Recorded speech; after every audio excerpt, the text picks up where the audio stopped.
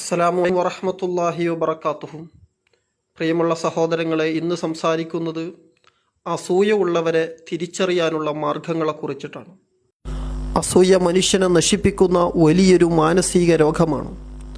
മഹാനായ തിരുനബി സല്ലല്ലാഹു അലൈഹി വസല്ലമ തങ്ങൾ പറഞ്ഞു, തീ വിറകിനെ തിന്നുന്നത് പോലെ അസൂയ മനുഷ്യൻ്റെ സൽക്രമങ്ങളെ തിന്നുകളയുമെന്ന് ഹബീബായ മുഹമ്മദ് റസൂലുള്ളാഹി സല്ലല്ലാഹു അലൈഹി വസല്ലമ തങ്ങൾ പഠിപ്പിക്കുന്നു.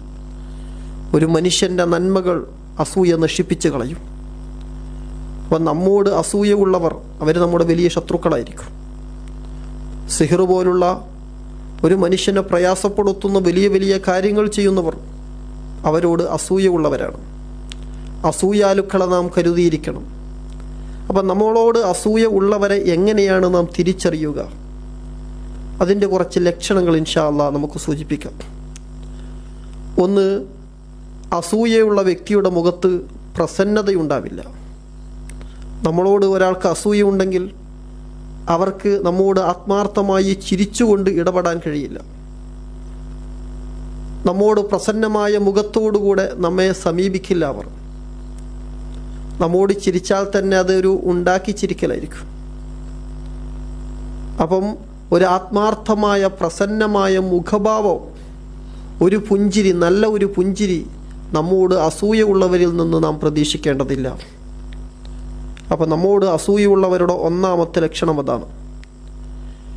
മറ്റൊന്ന്, പൊതുവെ അവർ സലാം പറയൽ കുറവായിരിക്കും.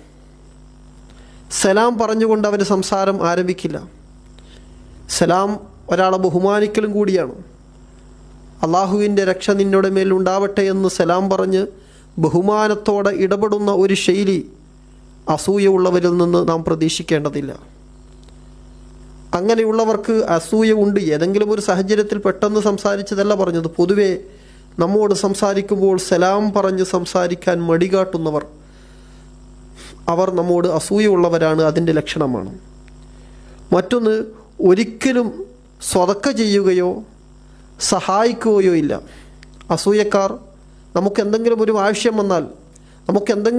ആവശ്യം വന്നാൽ നമ്മെ സഹായിക്കുകയോ അല്ലെങ്കിൽ നമുക്കെന്തെങ്കിലും ദാനധർമ്മങ്ങൾ ചെയ്യുകയോ ഒരിക്കലും അവർ ചെയ്യൂല. അത് അസൂയക്കാരുടെ ഒരു ലക്ഷണമാണ്. മറ്റൊന്ന്, നമ്മുടെ കുറ്റങ്ങൾ മാത്രമേ അവർ കാണുകയുള്ളൂ.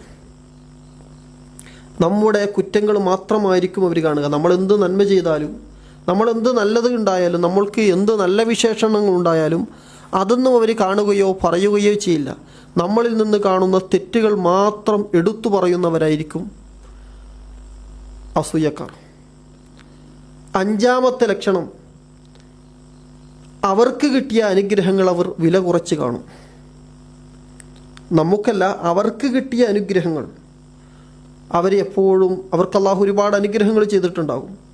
എങ്കിലും എനിക്കൊന്നും കിട്ടിയിട്ടില്ല, ഞാൻ വല്ല പ്രയാസത്തിലാണ്, എനിക്കിതൊന്നും മതിയായിട്ടില്ല എന്ന രൂപത്തിൽ സംസാരിക്കുന്ന ആളുകൾ, അങ്ങനെയുള്ളവരും അസൂയുള്ള ആളുകളായിരിക്കും. ഈ 5 അടയാളങ്ങൾ നമുക്ക് അസൂയക്കാരെ തിരിച്ചറിയാനുള്ള മാർഗങ്ങളാണ്. ഏതായാലും ആരോടും അസൂയയും പകയും വെക്കാതെ നല്ല ഹൃദയത്തോടെ ജീവിക്കാൻ അള്ളാഹു നമുക്ക് തൗഫീക്ക് നൽകുമാറാവട്ടെ.